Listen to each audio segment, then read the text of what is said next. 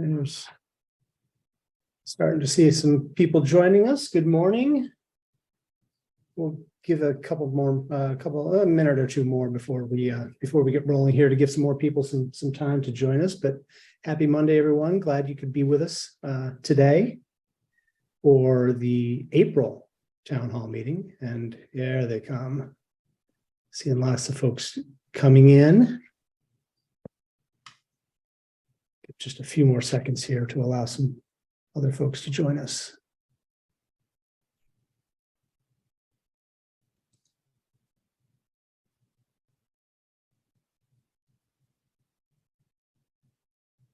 All right. All right, we're rolling and lots of folks joining us here in Zoom for our April Town Hall meeting. Thanks for being here, everyone. Bill Sheridan.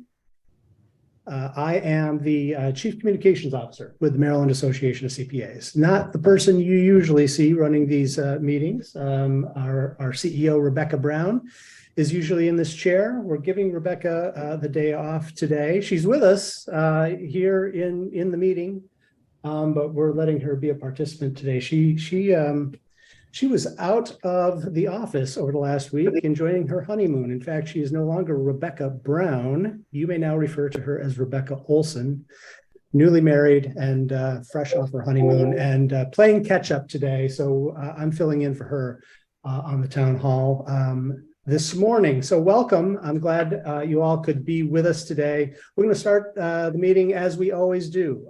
Conferences IO. You all probably know the drill by now, but here is a QR code where you can join our Conferences IO polling session. Got a few polling questions that are open at this point that we'd like to get your feedback on. And the first one, obviously, as always, is that positive focus, especially on a Monday morning, right? We need something positive to kind of get our week off on the right foot. So let us know what you're thinking of there and also these other questions as well. Let's see where we're at and no votes cast yet in the positive focus, but hopefully we'll have some folks chiming in here momentarily. There we go. Boating, nice weather. It is. For those of you who don't know, I'm full-time remote for the MACPA from my home in St. Louis, Missouri, and it is a gorgeous day here. Not a cloud in the sky, nice and cool. Vacation, warmer temps, sunshine, seeing a lot of that type of stuff coming up. Yeah, low pollen counts. I pray every day for low pollen counts, me and my allergies, right? Annual fishing trip. Looks like, yeah, more Orioles victories. Boy, I was looking at the standings the other day and they're off to a great start. So that's encouraging. Hopefully you all are especially our tax pros who just wrapped up tax season are going to be able to enjoy some of those warm weather, bright blue sunshine and a little bit of a restful time now after the busy season has ended. So thanks for soldiering through another busy season. Congratulations on that. And glad that you can take a deep breath and relax a little bit now. Let's see what else we got here. Where do you work? What do we got here as far as kind of a look at where people are coming from? We've got a number of folks from public accounting firms. Again, congratulations on the end of another busy season. Lots of folks from private companies with us today, and a good number of retired folks as well. So welcome to everyone who were able to join us. We're really glad that you could be here with us. Your position or level at work. Looking forward to seeing where people are in their careers who are on the call today. A lot of folks in senior management, senior managers or directors, again, retired, making up a good chunk of the audience today. A few self-employed folks as well, and middle managers. So a good kind of cross-section of the profession. That's good to see. I like to see that diversity of room. One more question here, your level of experience in the profession. This seems to be pretty typical. A lot of folks with a lot of experience, and that's great. Wealth of experience here in the room. And there's a handful of folks who have fewer than 3 years as well. And we'd love to see that as well. Get some folks in here with a little bit more new perspectives and diversity of thought. So welcome to everyone. Final question here, and I'm going to leave this one open throughout the session today. As always, we're looking for your ideas on new issues to explore during our town hall meetings, new topics to cover. And so if you have anything that's top of mind for you, things that you'd like us to consider as something to cover in future town hall meetings, this is your opportunity to post here. Cryptocurrency is huge on everybody's radar screen right now, and there's a few others popping in there as well. And we take all of these into consideration as we're planning future town hall events. So thank you for your thoughts and your ideas here. This is going to help inform all of our members as the year goes on.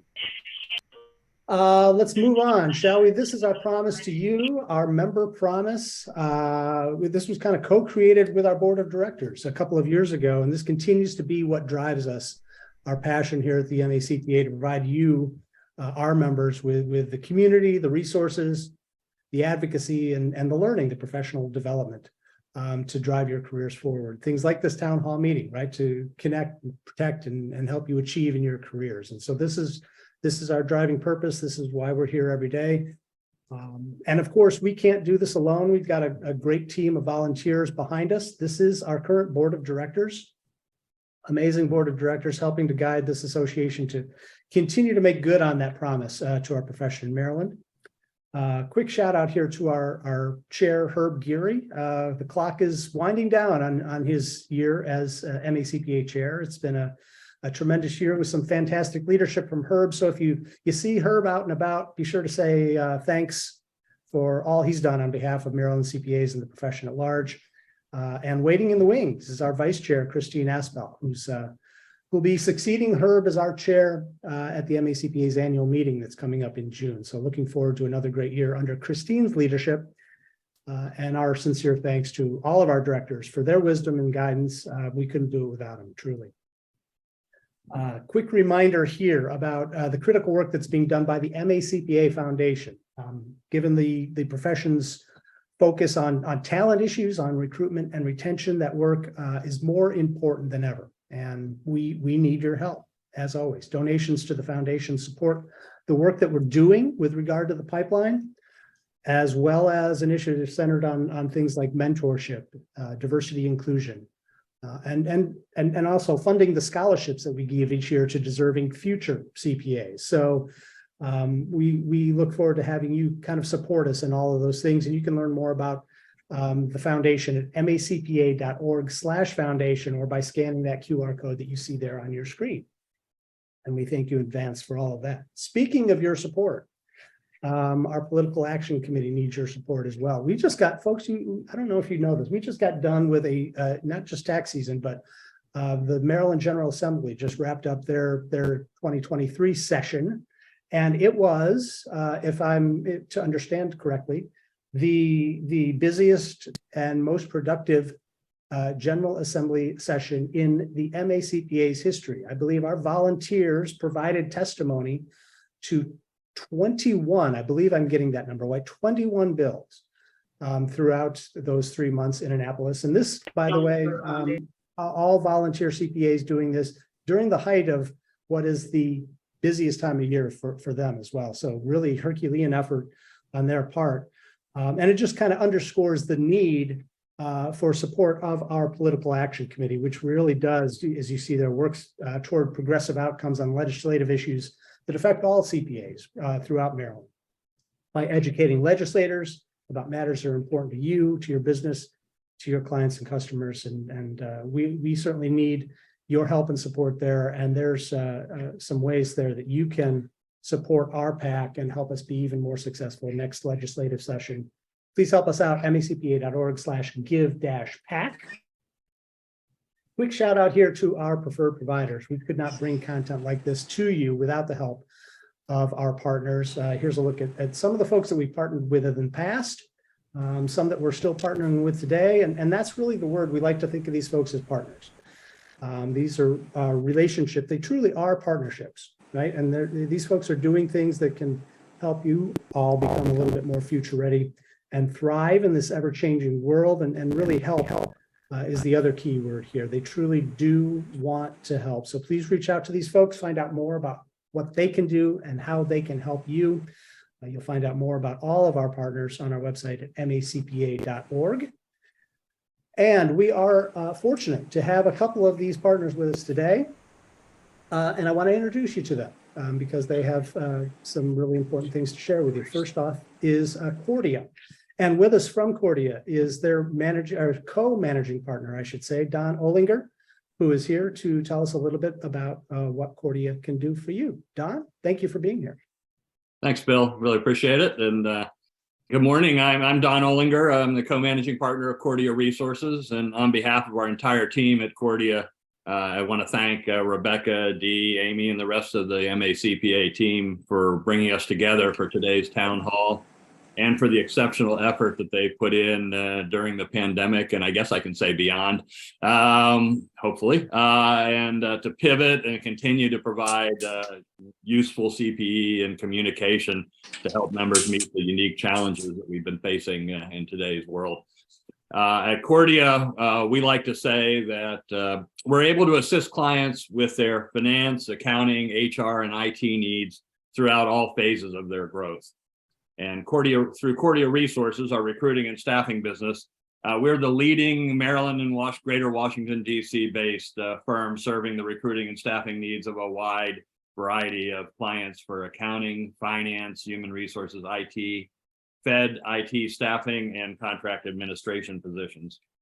Our Cordia Resources search and staffing team has a depth of experience across the leading industries in this market and can help clients solve their permanent and interim staffing needs at all organizational levels. We've got a great team of 40 professionals that we've continued to grow throughout the pandemic and beyond. And they're ready to jump into action to work closely with clients to address their most pressing needs. Our commitment to quality, the depth of our market knowledge and our technology tools, and our team's dedication contribute to efficient and effective execution for our clients on a daily basis. And separately, our Cordia Partners team is available to help clients with their outsourced accounting needs in the nonprofit area, as well as with government contractors and other commercial clients. They help clients address transactional and ongoing operational accounting needs, as well as serving as leading consultants on Deltek, Uninet, and Intact systems implementations and optimizations, and government contracting issues. The partners and staff at Cordia Resources are really grateful for this opportunity and to sponsor today's MACPA Town Hall. We wish all of you well and know you will find today's presentation useful. And of course, congratulations, Rebecca, on your new life together. So take care. All right, Don, thank you so much for being here. We certainly appreciate your partnership and sponsorship for today's event. And also with us today are the folks at DTC. And I'm happy to introduce, if he's with us, we weren't sure if he was with us earlier or not, but their founder and CEO, Steve McNamara, was scheduled to join us to tell us a little bit more about what DTC can do for you. Steve, are you with us today? Good morning. I'm Steve McNamara, the founder and CEO of DTC. I'd like to thank the MACPA for allowing me a few minutes to speak. So who is DTC? We are a managed service provider, or MSP, and handle all technology and security needs for a variety of organizations and have been making IT work for almost 25 years. You may not be familiar with an MSP. Essentially, an MSP monitors and manages your computer infrastructure and security. Simple, right? Except it's not. It's like me doing my own taxes, which obviously isn't recommended. So what should you ask the person or company currently responsible for your IT needs? Here are a few suggestions. What is our plan for backup disaster recovery? Are we running endpoint detection response, or better yet, managed detection response? Do we have two-factor authentication on our email? These may not seem important, but the last thing you want interrupting your day-to-day is ransomware. Ransomware is no longer considered an if, it's more of a when. And the services I just mentioned will help to minimize the risks. In the IT world, we describe an attack as boom. At DTC, we take the necessary steps to prepare for an eventual cyber attack or stay left of boom. And in the event of an attack, are prepared for right of boom after the attack. If you haven't already, please read DTC's article, What Does an MSP Do Anyway?, in the April 28th MACPA newsletter to give you a more in-depth list of questions you should be asking and the reason behind those. Reach out to our experts at DTC. We're here to help. When it comes to security, we're stacked. We know IT, so you don't have to. Whatever you do, take heed and avoid boom. Please reach out to DTC at dtctoday.com. We're thrilled that they could join us today as a sponsor for today's town hall. And we will also include some more information and contact information for those folks in a follow-up email that will be going out to everyone who's on our call today, as well as for Cordia as well. So Cordia, Don, thank you from Cordia. Steve from DTC, thanks so much for joining us today. Really do appreciate it.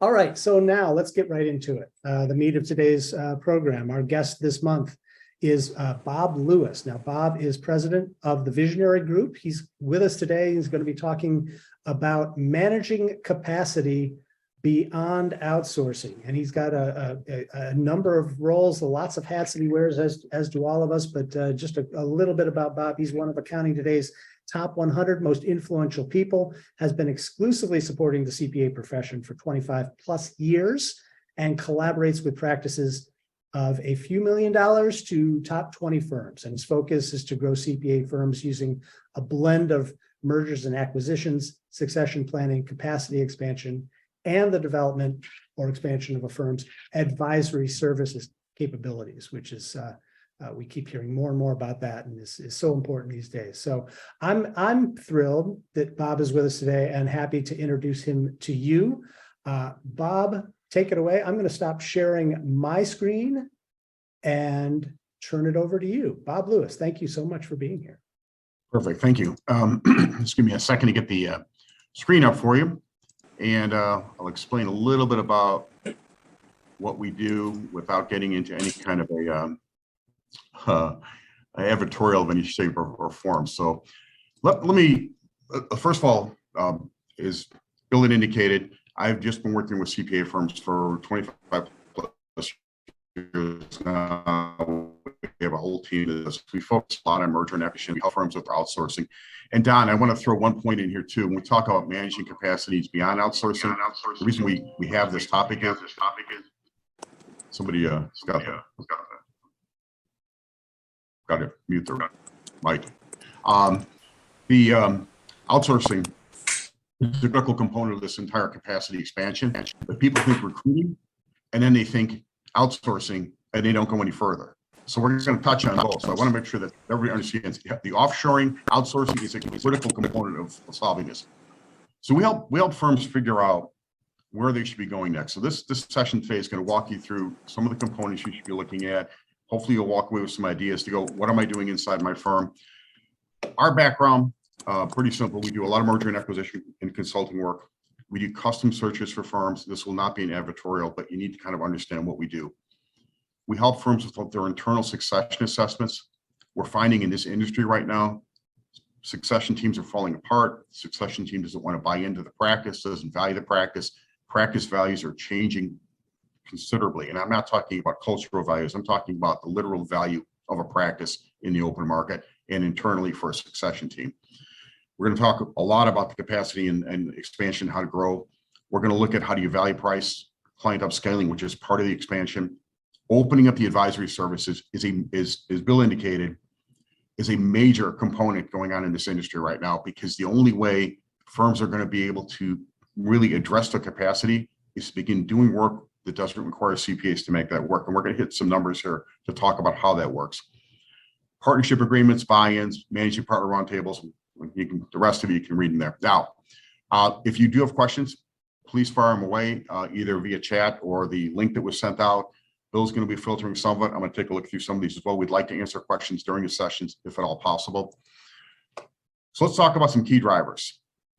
Let's start this up. Well, if anybody hasn't figured it out yet, the industry is slightly evolving, slightly at a very accelerated pace. So we've got an issue of a reduced number of incoming CPAs coming into the market, and we have a very large number of aging CPAs. In fact, that aging, that baby boomer, the average baby boomer is 67 years old. So when you do the math and you start to look at the mix and composite of CPAs in the workforce, we've got many leaving and we've got less coming in, which is creating the situation of how do we manage to handle this? Every single managing partner we talk to, everyone has a problem. They're trying to figure out how can they do more with less staff. And they're all trying to right now figure out how to take staff from other firms. Like, being perfectly honest, we've seen that go on for quite some time. But at some point, you've got to realize that the only way to be able to address the workload is by changing how you approach the capacity component.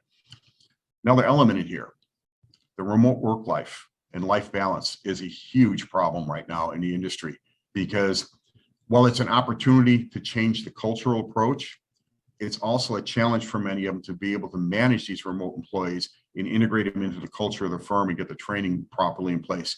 The life balance component is one of the factors right now that's significantly impacting the entire succession in firms, because we've got succession teams that want to continue to do the work, but they don't necessarily want to make the investment. I don't want to take on the aging partner deferred comp liability. That's been a problem.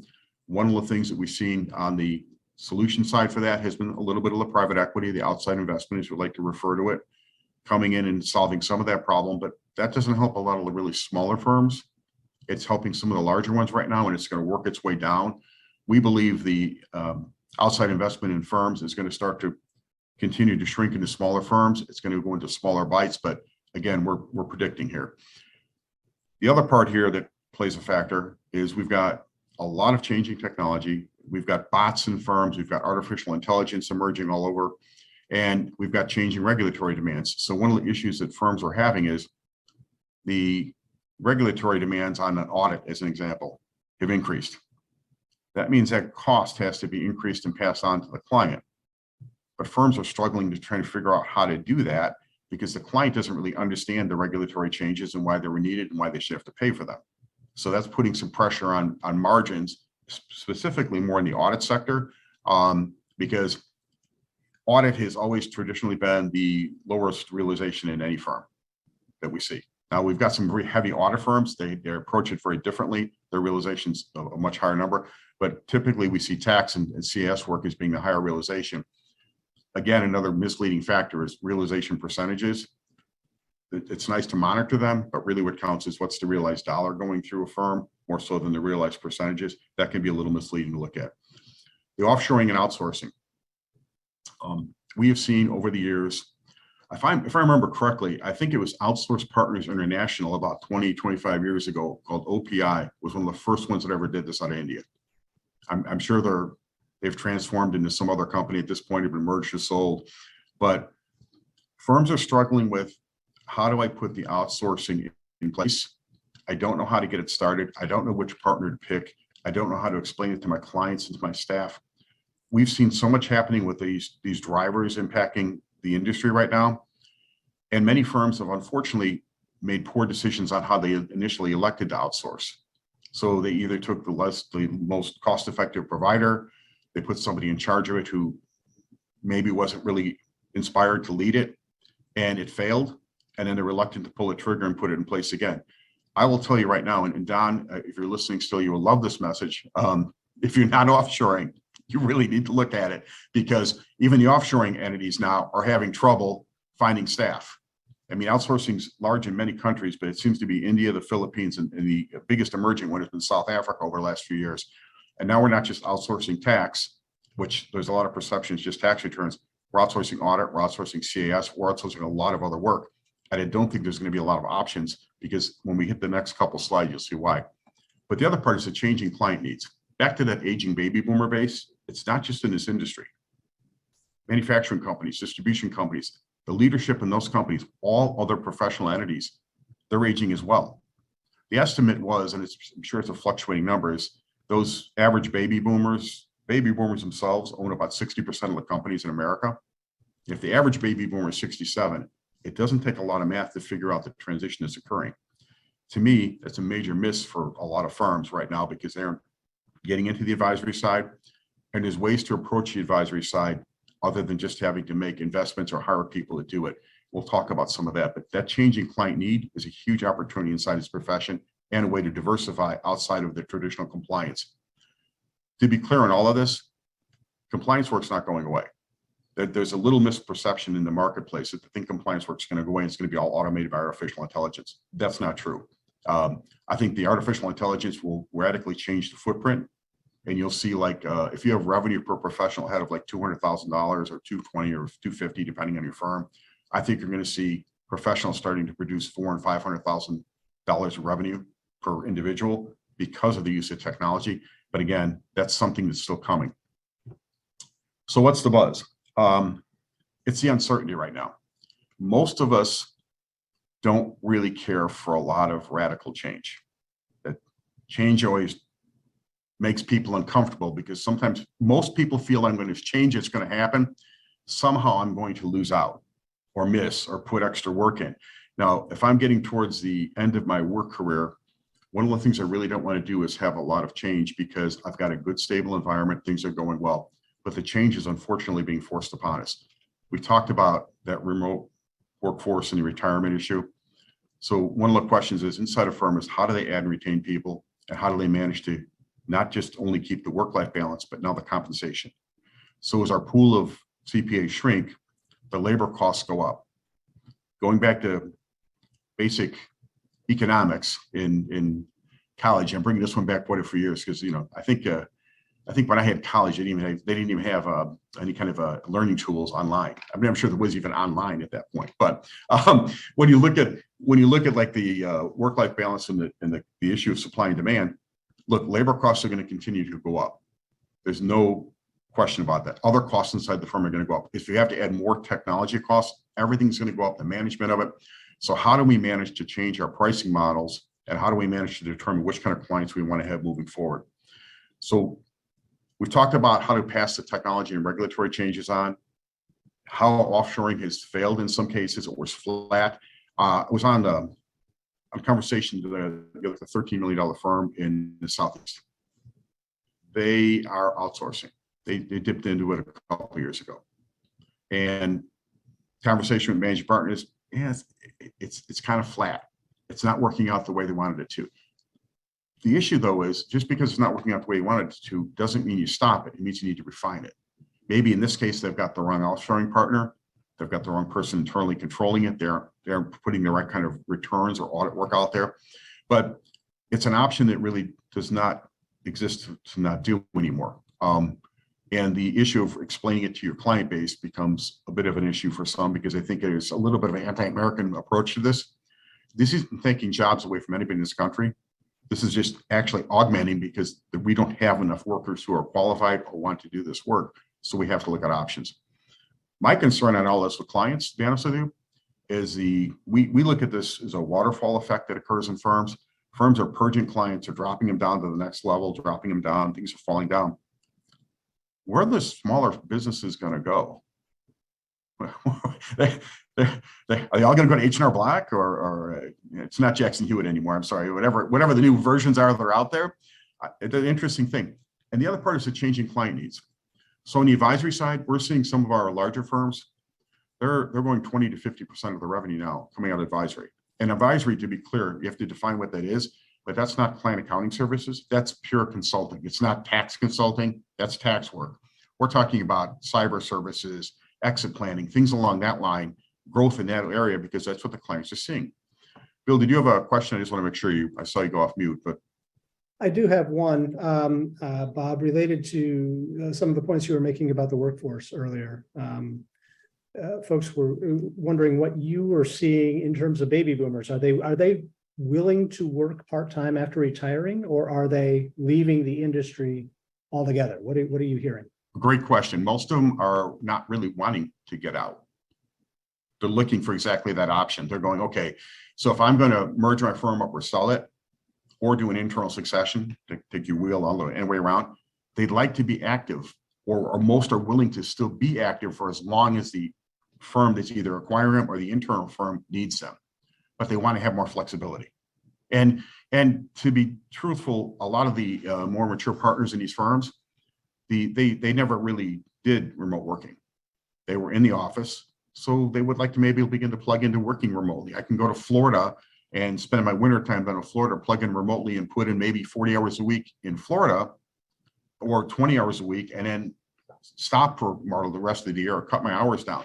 They're looking for flexibility. Part of that is because they can't figure out, I hate to say this, but the life, it's a good thing actually, the life expectancy's gone up.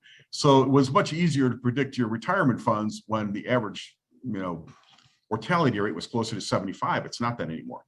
So people are trying to figure out how to still stay in the game, how to stay active, as well as continue to fuel their retirement. I hope that answers the question for everybody. Shifting mindsets. So this is something that's been perplexing us for the last couple of years, but it's really hitting home now. Firms are wondering if they can do all of this on their own. Can they do the people development systems? Can they put in-house recruiters? Can they set up the offshoring? Can they get the advisory rolling? Can they make these investments in technology? And what has really started to hit us hard is the number of larger firms that are looking at this going, I can't do this on my own. I'm a $20 million firm. I need to plug into a $50 or $75 million firm who's already got this in place. Part of that decision may be because their succession team either doesn't want to own or can't. And one of the things we've unfortunately done to our succession team out there, we've had a labor shortage for really 20 years. As we took new people on, put them in their jobs, and we fed them work for 20 years. Now they want to be a partner, but they've got no professional network and they've never really sold. So it's difficult if I'm the exiting partner to sell to my succession team who doesn't have much experience bringing in new work, because work eventually does fall off, it changes. And I'm uncomfortable because they have to make those payments. So there's a lot of disconnects to work through on this. And this is really what's hitting home for a lot of people. And unfortunately, that average baby boomer, going back to that, they're kind of running out of runway, as we like to call it, to make these decisions. You're 60, you can push it for 3, 4, 5 years maybe. But when you're 64, 65, pushing it 3 or 4 or 5 more years becomes a very difficult task. You're in your 50s, you can look at this and figure out maybe I can manage it and adapt. But if you're in your 50s, one of the things to give a thought to if you're managing a firm or a partner in a firm, other firms are looking at this, other firms are making these investments, and they will begin to bypass you. The concern we have is, I think a lot of firms are going to slide backwards, as we refer to in the tar pit, because they aren't taking the steps they need to do to recruit. An example on the advisory, if I'm a younger professional coming into this and I've got this perception that compliance work is going to go away, I want to see an advisory focused firm. And if I've got 7 offers to look at, 7 firms are making offers to me, I'm probably going to go to the one that looks more advisory focused. It may be reflected on their website. It may be in the conversation that they have with me, but that could be a very big tipping point in your recruiting side for the capacity. So we look at it this way. Firms are at an inflection point right now. And some firms have multiple inflection points, but they're thinking, can I pull off an internal succession? Should I merge upward or sell? Do I take outside investments? Do I become the acquirer, or do I do nothing different? So this inflection point, so if you're in the audience, you're thinking about where your company's at, where your firm's at, where are you in this cycle? So if you don't want to take outside investments, that's great. If you don't want to merge up or sell, you think you have a succession team in place, or you want to start to do acquisitions, you need to look at, are you in a position to be able to win that acquisition? And if you don't want to make any of these changes, what's the next step? And here's where it gets a little more interesting. Okay, these are right from Lisa Simpson at the AICPA, the first 2 points. 9.5% drop in college enrollments. So basically, not just accounting enrollments, we're talking about people going to college is down about 10% right now, and about 17% dropping into junior colleges. That means the pipeline for people coming into college is shrinking. When they get in the pipe, they have more decisions. They can go into technology, cyber, social media platforming, rather than just accounting.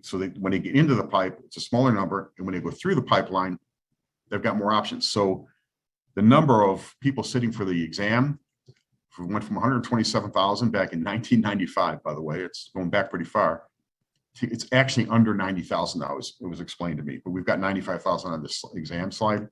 So we got 90,000 people or so sitting for the exam. So think of a swimming pool, because they got all these baby boomers retiring. Think of a slow drip coming in of the incoming applicants, sitting for the exam. In the middle of the pool, I got a couple of cracks for people who are like, well, I really don't want to do public accounting more. I want to move into private industry, or I want to become a CFO. And at the back end of the pool, we've got a pretty good hole of aging baby boomers. So that water level is going to continue to shrink. So if you're really dependent on trying to just get everything through recruiting, that's going to become a bit of a problem. And the reason why we talk about managing beyond outsourcing should be something you should be looking at, but there's a few other things you can do inside a firm. So, and again, any questions, feel free, ask Bill. Bill, when you go off mute, I'll just figure out a question. Probably the easiest way to figure this out. That sounds good, but nothing new so far, Bob. So keep going. You're doing great. And since nobody's left yet, that's okay too. That's a good sign. So now they're going to start leaving in droves. So if you do not pursue M&A as an option, what's the plan to attract staff? So you can offer all the benefits you want. You can increase compensation to a point which may be comfortable for you. If you can charge more, you can spend more on your comp, on your people. But how do you attract staff? And if staff's looking more for culture, work-life balance, and your website looks like, it was written in the 1970s, prior to websites being in existence, and it talks about your firm and, has a lot of people with suits and ties on it, probably not projecting the image that these people are looking for. The other part is, what's the plan not to be dependent on CPAs to grow? So you can continue to recruit into the pool, and you should be looking at recruiting and trying to maximize your opportunity to win every single new recruit. But you have to look at your options not to be dependent on CPAs to grow. And you can get that outsourcing done, which is an option. But what other things do you do? And then how do you scale? Because we're seeing firms begin to run into what we call a wall, where they just can't scale. Most firms, to make significant money, need to leverage. If we've got partners billing 2,000 hours, a year, that's a non-leverageable firm. And in fact, actually, when we take a firm with 2,000 billable hours or more per partner, that's a discounted firm, because the people that look to acquire them, they have to replace a lot of talent there, and that talent is hard to find and it's very costly. So these are things to be looking at to begin to scale. How do you do it? So if you want to do this and still remain independent, here's some other options. Now, a lot of this sounded kind of bad, so I want to kind of qualify this a little bit. There is a ton of opportunity. All of this change is creating opportunity for the smart firms to look at this very differently. And one of the examples when we talk about a merger and acquisitions, everybody wants to buy themselves. I'm a high-performing firm and I want a firm just like me. That's great if we can make that work. What you really want is the firm that's got a little bit of damage. It's like buying the house on the street that's like, it's a beautiful neighborhood, but this house needs to have some bushes pulled out, needs maybe some new siding, painted coat of paint, something, whatever, to make it look more attractive. Those are the firms that represent great opportunities for an acquisition or merger, because I can go in and do all the things that I do really well in my successful firm, bring it to their firm, and bring their performance up really quickly. It's hard to bring up the performance of a high-performing firm because they're already doing everything probably close to right. So here's what we need to be looking at. There's really 5 levels of capacity here.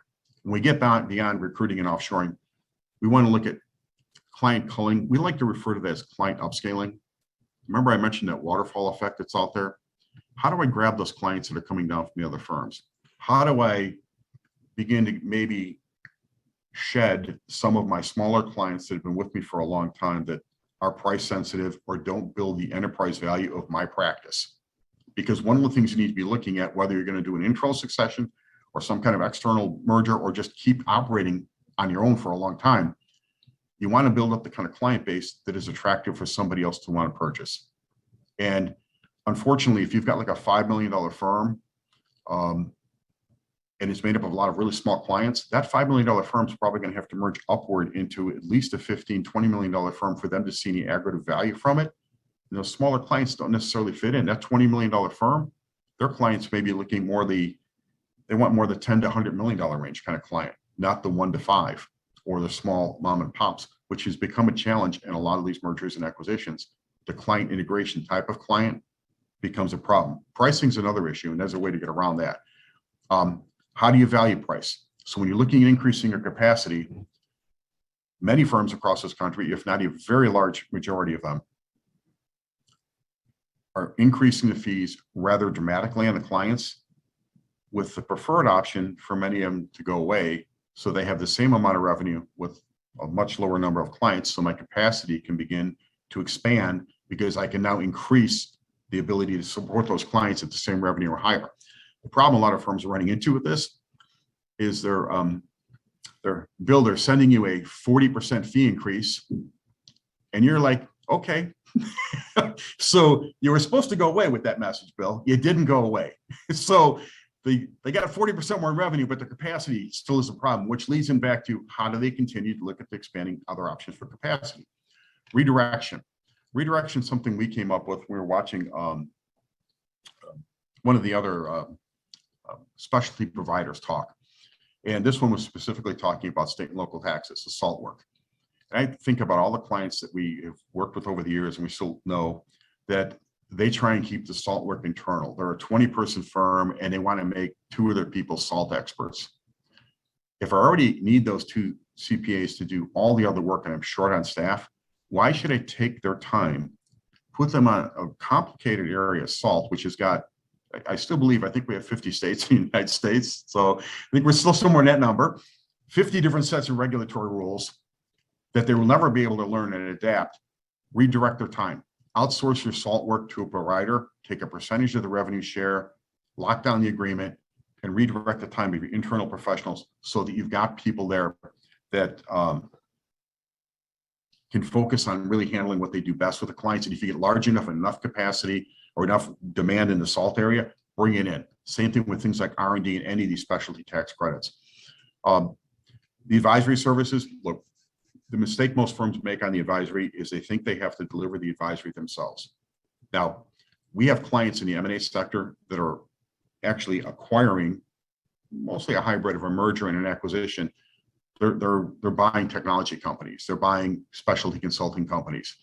But you don't have to do that. And you don't have to bring in me as your director of advisory and have a salary that goes with it that takes time to pay off over time while this is starting to develop, plus who's going to still deliver the work. The smart way to do this is to start partnering with some local organizations. As an example, we have a new, I'll call them an investment banking partner that we partner with to help sell businesses, not CPA firms, but like manufacturing companies, distribution companies, whatever the business is. And that partner, we've arranged that they'll share 10% of the revenue back with the CPA firm on a success fee. So you start looking at how do you do partnerships there? How do you do partnerships in technology? How do you bring in people to do exit planning or consulting work? Take a revenue share, and if it gets large enough, then you bring it in-house. Shockingly, there's a large number of firms out there, many more than we're probably aware of, that have investment banking in-house. But if you think about the life cycle of a client, it's perfect. You can take the whole life cycle of the client and just convert it right through. The other part is technology investments. So the technology investments become a problem because it's not the cost of the investment, it's the implementation, the training, and the management of. And these are things you need to look at too with, if you're going to expand the capacity remaining independent, how do you address these?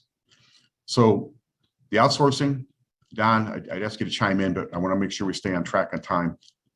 Staffing shortages are now international. It's a problem. Not much we can do about that. Before we dive into capacity, another thing you need to think about for how do you expand your capacity, there's a time compression factor, which is really fighting the whole work-life balance and 40-hour kind of work week for CPAs. We have a massive number of 1231 year-end clients with deadlines. So we've got this compression just pushed right in for this period, right? So the only way to really hit the work-lifestyle balance is to address your time compression factor. How can we create more year-round revenue generators? Client accounting services, monthly work, spread it out, even your revenues flow, not as much pressure. And honestly, if you're doing a client accounting services for a client, the tax return becomes so much easier because you've got all that information ready and prepared. Obviously, a lot of firms have gone back and forth on wealth management.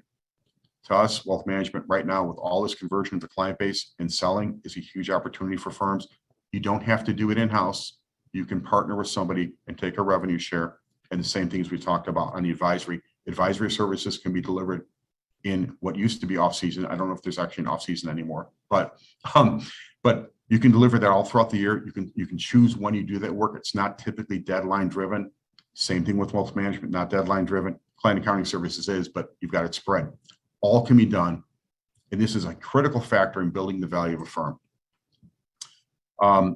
Let's review, I guess, well, let's first jump ahead on that slide because apparently somebody can't click their mouse properly. So let's review the capacity expansion steps. I can cull, as we talked about, I can upscale. This is a hard thing because when firms get into a conversation as to what they should do with a 15-year client who's been with them a really long time, but that client's not going anywhere, they don't fit the type of firm that the CPA firm is growing into, it's a difficult conversation. Like I said, the easiest way to do this is to raise the fees by client, determine how to shed, which clients you want to shed, and then how do you communicate it. Now, one of the things we are seeing firms doing to make this happen, it's a little bit off in my opinion. They're doing blanket fee increases. You really shouldn't do that. You should be breaking your clients into an A, B, C level by fees to start with. And then you should be looking at your A-level clients and then add a profitability component to that and go, okay, is this a profitable A-level client or is it just a large revenue dollar? We had a firm we worked with at one point that had a $200,000 audit. Realization on the audit was 64%. And the realized dollar, which I'm going to get back to because realization, bad enough, the realized dollar was about $65 an hour. And the client wanted a fee cut. And they bid on it and fortunately lost.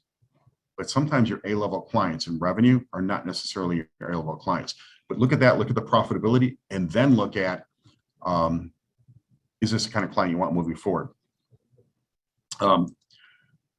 So communicating this to clients is a difficult conversation, and that's sometimes where this falls apart because we've got CPA firms that are not good at talking to the clients and handling the objections. Value pricing. Is there a pricing ceiling? We're going to say no. Okay, there's no price. I never thought I'd say those words, but there doesn't appear to be a pricing ceiling on servicing a client because the problem is right now, if the client gets a significantly increased fee and they don't sign your engagement letter right away and they come back, it's because they can't find anybody to do the work because there are people literally not taking this work.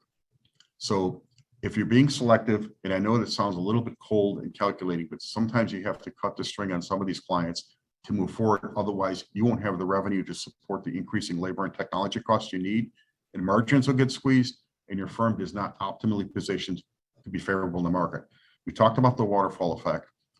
Here's the pricing mindset value killers. I'm afraid the clients will leave. Part of this exercise is to get them to leave. It's a calculated exercise. It's not just thrown against the wall.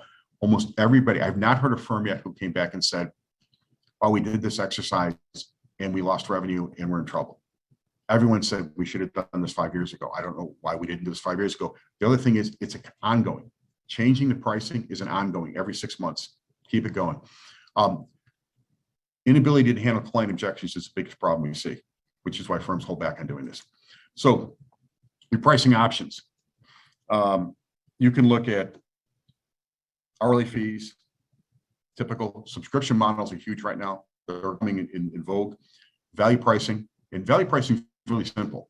I'm going to tell Bill it's going to be $20,000 to do this engagement. Now, it may take me 7 hours to do this engagement. Bill doesn't care. Bill knows the fixed fees at $20,000. My problem is managing the scope and how I'm billing it. So there's no reason I can't bill $2,000 an hour. He doesn't care because I'm not billing him $2,000. I'm billing $20,000 to solve his problem, and he's okay with that. Maybe he's not, but he doesn't know what it takes me to do it. He honestly doesn't care. Think of a plumber. I've had a plumber in my house within the last couple of years. It's beautiful. They come in, they have a book, they show you a picture in a book, and they tell you how much it's going to cost, and they're done in 20 minutes and are out the door. And I'm okay with them being out the door. They fixed the problem, and I paid whatever it needed to be paid. The fixed fee model rolls right into play with value pricing. Fixed fee models, if they're not working for you, it means you're not actually explaining the scope properly or understanding the job, and you need to have in your engagement letters the ability to expand the scope if the scope creeps beyond the engagement.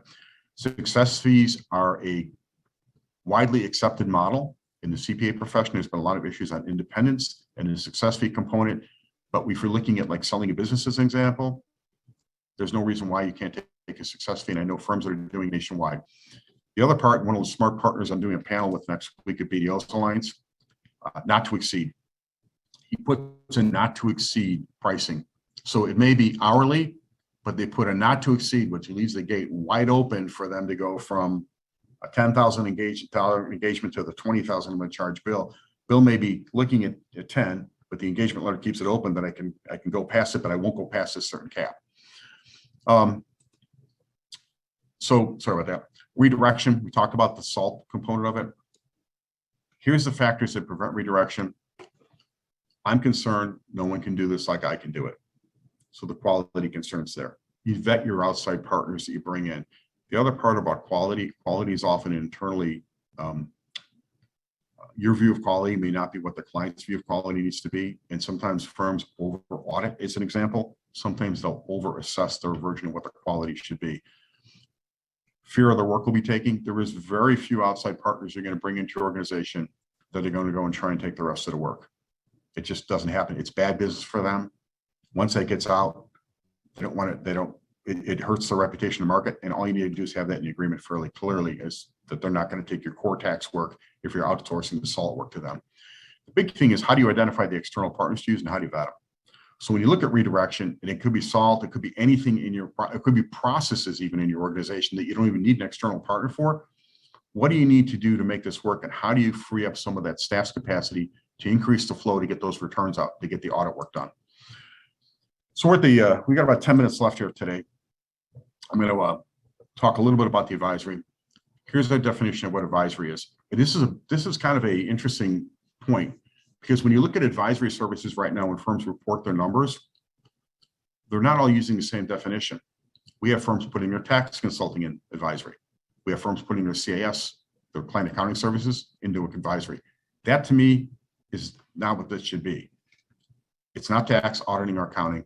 It's a problem. It's any service that solves or evaluates non-compliance. That to me is the easiest way to look at this. And you could argue that tax, like in estate planning, is not a compliance function. It really falls into the tax sector. Every firm can define it however they want. One of the things just to keep in mind, though, is we're seeing so many firms ramp up additional services outside of their traditional compliance function. And it is the way of the future for most of these firms. Talked about the resource consumption. I don't want to, advisory doesn't require a CPA to make that work.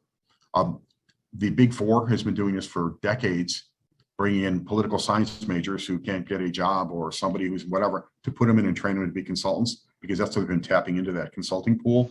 Granted, there's a little bit of backslide over the last couple of months with some of the layoffs on the consulting side on the large firms, but I think that's been more of a posturing move. Here's how you look at, you can create these services very simply. You can build it. We've got clients that go out, hire software programmers to develop a solution for them. We've got others that buy it or merge it. It's difficult to buy a technology company. It's much easier to merge one in or do a hybrid where you buy a portion of it and merge it. You need their leadership to continue to grow it. And most of them are actually keeping the company separate, cross-selling it into their firm, and then marketing it independently with the potential of maybe be able to sell it later. And in the easiest and simplest ways to partner. Partner till you get your enough established ability to do it. What do clients care about? They've got compliance, but they remember the problems that you solve. I hate to say that the revenue will always be heavily on audit, tax, and accounting, and they need it, but there's a difference between what they need and what they value. And that's some of the things you have to look at. So here's a couple of key points on how to make the advisory side work to your advantage. First, clients don't know what they need. That's the first thing you got to keep in your head. They're smart people. They run their companies very well, but they don't know that they know all these different nuances. Most people only own a business one time in their life. They don't know the other facts, other things that they need, and they're also not as in tune as you are as to what they should be looking for. The other part when you're looking at advisory is you're selling to the pain, okay, and what a client values. So we actually did a merger and acquisition transaction at the end of the year for a firm, and it confused us. It confused us quite greatly.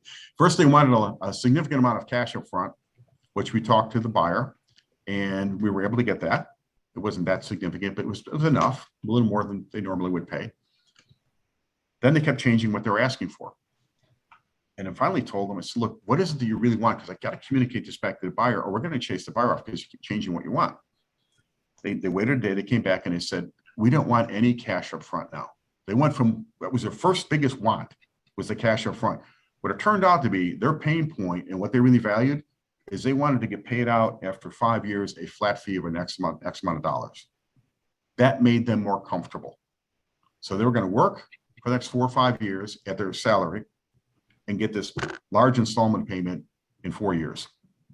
It actually worked against them financially. We tried to explain to them that it didn't make sense, but that is what made the client comfortable. It was their pain point and it's what they valued. And in that case, that's what you should be looking for inside your client base. The other part is understanding the client goals. So we did an exercise in Philadelphia with a group we were doing a BDO alliance meeting. One of the managing partners stood up and he was nice enough to play. And I said, of your top 20 clients, revenue producing clients, what do you know about their actual goals? He goes, honestly, I know about half of them. I know what they're trying to accomplish. He goes, the other half, I don't really know. And it's probably the first thing I need to do when I go back in the office to determine what are their goals. Because if we understand what the client's trying to accomplish, we understand how we can better service them, how we can either bring in outside partners, do other services, or just understand that they're going to value what we're doing. So moving through here, technology investments, the cost, not going to be a problem. You'll be able to absorb most of the cost. Now, if the firm's too small, the cost is going to get too high, but there's providers that will be able to outsource it to you. The whole robotics process automation, the use of bots in firms. I was talking to, we're doing an event for an AICPA group 2 weeks, and the managing partner who's leading the group, and it's a larger firm group, he said, I've got about 100 bots in my firm. The problem is none of them are integrated. So we think the next wave is how do we integrate all the bots so they're all kind of like working together? And then how does artificial intelligence come in? And everybody knows, of course, going crazy over ChatGPT because it's going to solve every problem in the world. It's good. We've been using it. It's fun to play with, but it's a tool like anything else. It's like whatever you put into it dictates the outcome. So, and the outcome isn't necessarily always right, but these tools are coming out. All these workflow and system needs. If you go to any accounting firm tech show, it's overloaded with these different kind of software. So how does a firm figure out what to use? It's not the cost again. It's how do I implement it and train it and manage? And that's the hard thing for, like, if I look at a 20-person firm, who are you going to put in charge of that? Winding down the clock here, we're almost home here. Hidden costs. Talked about the updates and maintenance and who's going to manage it. Back to that inflection point. So when you look at where are you at as a firm or entity, are you looking at, do I need to look at my internal succession differently? Do I need to maybe lay out a plan? Do I need to assess it first to determine it's even a viability? If it's not viable, you got to go to the next plan. The next plan is eventually you're going to merge it up or sell. Are you prepared to do that? What would an outside firm look for? Do you need to take on an outside investment? Do you look to maybe buy some of these other firms or merge these other firms into you to make you bigger and stronger because it opens up either a platform for you in a new location or helps you beef up a tuck-in, helps you with recruiting? We have a firm right now that is underperforming in an area most people wouldn't go to. But you know what it has? It's got 30 accounts. And it's got 30 accounts, and that's a platform for a firm to be able to go and buy them and then do an insourcing version. Or go back to do you change nothing. So end of the day here is how do you build the enterprise value of a firm? That's what you should be looking at. The RPH is revenue per professional head. We look at a standard of 200,000. So if I had a $10 million firm with 50 full-time equivalent accounting professionals, not people, accounting professionals, from a staff accountant to managing partner, I'd have a $200,000 revenue per head. Our largest client, and they're not largest in revenue, but largest is at 550,000 revenue per professional head. It's a firm in California that's a little over $27 million with about 45 people. And they have a massively deep niche, just to share that with you, deep niche in real estate. The revenue per equity partner, REP, another area. We see firms, the averages, most firms are looking at 1.5 million per equity partner to about 3. We've got some firms at like 5. That's a hard number to manage. But if I have revenue per equity partner, like I'm going to take a $2 million firm and I've got 4 equity partners, the average there is $500,000 per equity partner. 2 or 3 of those people are not going to convert as an equity partner if you merged upward. So be careful when you look at making equity partners at really small numbers because they actually can be damaging for you later. pricing realignment, client upscaling, 1040s. I gotta be honest with you. This has become the kiss of death in this industry. Freestanding standalone 1040s, if you don't have a wealth management practice, are an immediate discount for most firms now. And if you're not doing these at $1,000 or $1,500 each, firms don't want to touch them. And the same with the smaller clients. It's become a problem. So when you look at how do you build the value of the firm, how do you manage to increase those numbers? And that's where you get back into some of these pricing realignment decisions. How do you expand the advisory? The other things to look at your professional benches. It's one of the first things you look at is if I have back to that 4-partner firm and all the partners are in their 60s and my next potential down the line is like 45, that lack of professional bench will be a problem for you. And you need to begin to address that or look at the options when you're merging forward or looking at what may happen to the value. Culture, huge. So time's almost up here. We put this little QR code in here. So you can take a look at this if you would like. This is an article on pricing. You can scan the code if you need to. We can send it to you later. This is not a no pressure. We don't know if you're going to scan it. We're not going to track you down through digital or social or whatever, and then send you copious emails about, buy our services. We are very low pressure when it comes to that stuff. So, but the article on pricing is interesting because it kind of walks you through some ideas. The other part is what's your vision? If there's any shameless selling, this may be it. So this talks about what we do on helping firms weigh options. You can read it, scan it, enjoy it. Maybe it'll put you to sleep at night if you take a read through it. We appreciate it. There's 11 of us here. Right now I'm in Arizona at the I Bailey Alliance, and I'll be going down to their sessions in a few minutes. So if there's any other questions, feel free to either ask them now, send them directly to me. Our website's here, thinkvisionary.com. You can find us all there. We're happy to help. If you want to call privately and have a conversation, we don't charge for that. We'll help you walk through whatever your ideas are. And if it works, great. Bill, take it over. I think we're on time. We are. And Bob, thank you. Just a wealth of information there and gives us a lot of great insights and a lot of things to chew over and think about. So thank you so much for being here. For everyone on the call, we will follow up with an email that'll include all the slides from today's program. So if you missed anything, you'll have access to that after the fact. I would like to take a quick minute to say thank you to the folks, Don Olinger and his team at Cordia, also to Steve McNamara and the folks at DTC for joining us today and helping to sponsor today's event. Your partnership is much appreciated. And finally, thanks to all of you for being here on a Monday morning. And thank you. Hope you have a great rest of your day and week. And cheers, everyone. Thank you for being here. Thank you all. Appreciate your time.